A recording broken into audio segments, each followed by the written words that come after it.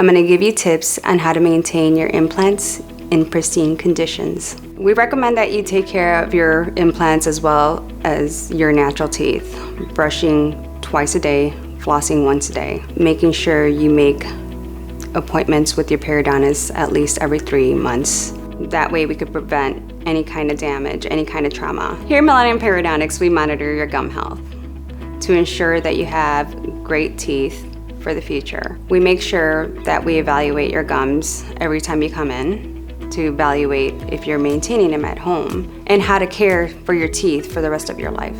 Definitely, there's a different technique to using the floss around the implant, but that's what we do here. We teach our patients how to correctly use the floss around their implants. With proper dental maintenance, you could avoid issues such as redness to your gums, inflammation surrounding your gums, bleeding as well, and bone loss. We all care about the individual. We all care about our patients. Patients come back to Millennium Periodontics because they have a lot of trust in us. If you are looking to get an implant or have an implant that needs maintenance, come see us at Millennium Periodontics.